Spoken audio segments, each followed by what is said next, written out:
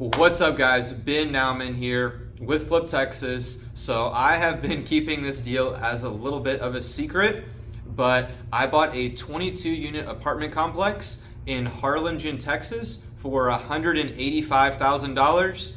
We are going to be breaking down the numbers. We're going to be talking about the details, how the heck I found this deal, what was the risk to reward, what are the results, how did everything look, so you can execute on great deals as well. I am going to expose myself for a apartment complex flip that we completed here. We started it in October 18th, 2021 is when we bought it.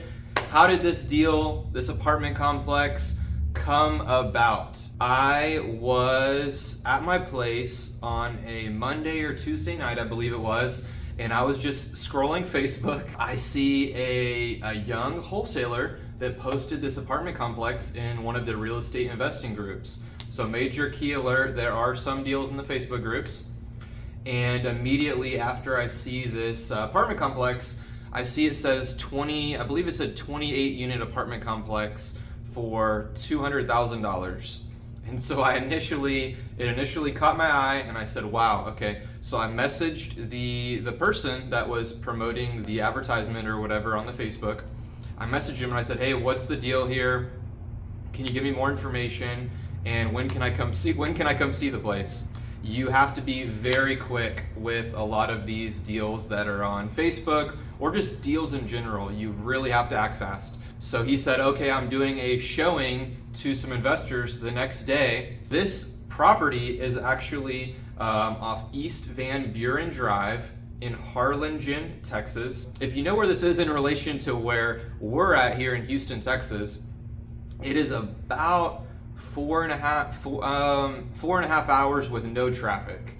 So I believe it might even be closer to 5.5 or 6 hours with traffic. I actually take off on my motorcycle overnight to have the availability to go look at this property first thing in the morning the next day. So as it happens, the next day I go to the property, I actually meet the guy. We grow a connection relatively quickly because we are in one of the same real estate investing masterminds. Shout out to the Sub 2 crew here in Texas. We walk the property, he tells me what's going on. It's a very unique property. So the valley, it's a very blue collar area, but it's really not too bad. So this area, it was actually across the street from a church off a main drag in Harlingen, Texas. And I instantly knew that this was not a bad area, but the property was very rough. It consisted of a fourplex and then a large vacant apartment building that was 2 buildings on an acre of land. We walked the whole building. I can see this thing needs a lot of work, but the bones look good. It's a solid brick building, and the bones look good to me, but man, this thing needs a lot of love. We get to talking afterwards, and I'm like, hey, what is the best price that you can do if I can lock this up today with a deposit on the spot? And he says, hey, listen, if you can do $185,000 for this entire apartment complex, which includes the fourplex and and at the time, what I thought was a 28 unit. So I thought the property was closer with the big building being vacant. It had been over 7 years since anyone had lived in this big property. We weren't 100% sure how many units we could get out of that property. I believe I was told by the seller that it could be about 28 units with 3 separate levels, including the basement, middle, and then the top level. So it was 3 levels. And so I was told that it could be about 28 units plus the fourplex. So it's supposed to be 32 units. We'll talk about what happened later with the unit count. So at that time, and ended up sending him the deposit right away and locking it up for $185,000 on the spot after a quick little approximation on some of the numbers.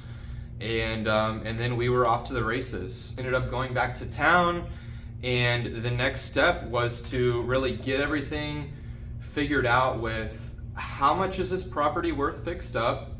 How much is the renovation budget? And how the heck am I gonna fund this deal? And then I didn't have a long time to close this deal, actually.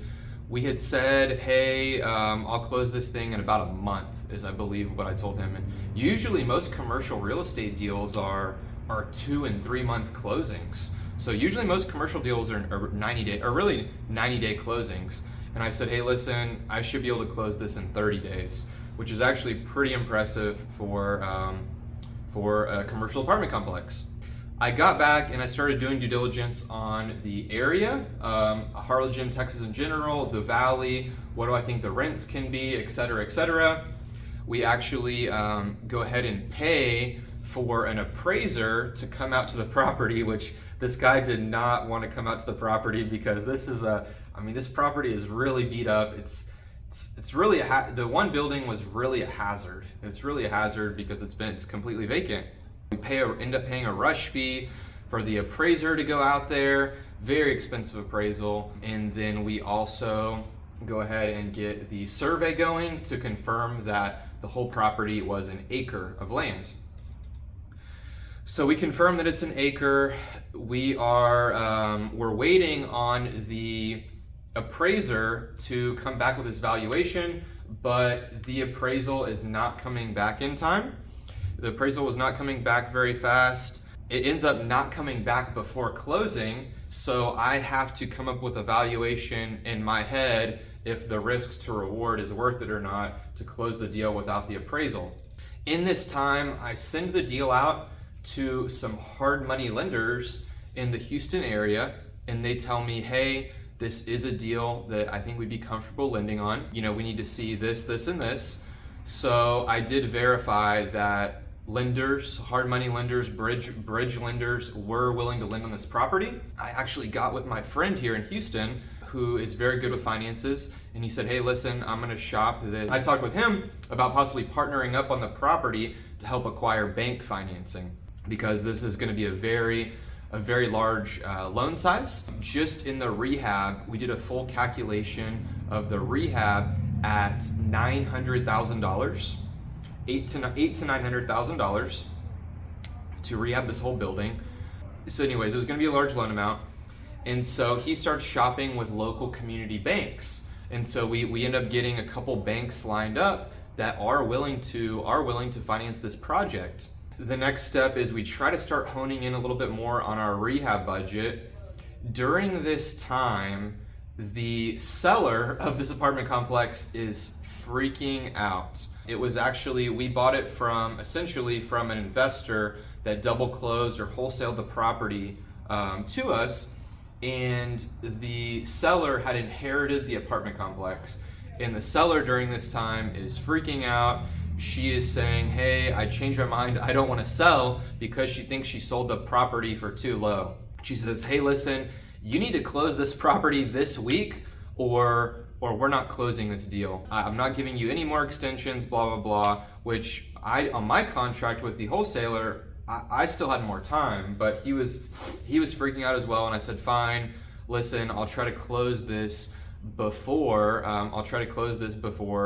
end of the week to make you happy. And we try to be the easiest buyer to work with wholesalers because sometimes these sellers can be difficult, and we just have a goal of being the easiest buyer for wholesalers and agents to go to. So we closed this property, no appraisal in only, I think we closed this in only a couple weeks. And we closed on October 8th, 2021. I thought the risk to reward was worth it because we were buying this property literally for land value or less than land value for an acre of land. With this property, there's actually, the main building was vacant, but there was a fourplex that had 2 tenants paying rent in it.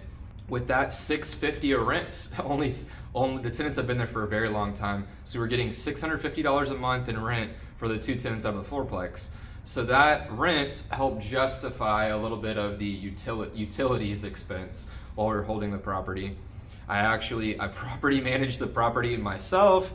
I convinced one of the tenants to help mow the lawn because keep in mind, I'm here in Houston, Texas. During this time, we close the property. I get essentially a hard money loan from my friend for the purchase price. We close on both the properties. And then after I told him, hey, listen, what we're gonna do is we're gonna close on the property. You're gonna write me a hard money loan.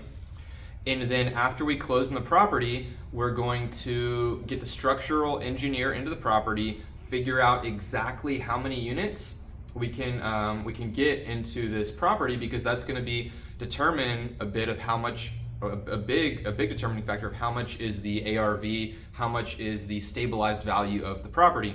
Before closing, I did have an engineer's opinion that the bones were good, that the building was salvageable. So we had that going for us, and I said, hey, listen, worst case scenario is we're going to just sell this property as is, and it's not, if we decide, hey, well, listen, we don't want to do this big of a rehab, I said, worst case, we're going to sell this property as is, and I say best case is we're going to close the property with the hard money loan, then we're going to get more locked in on our rehab budget.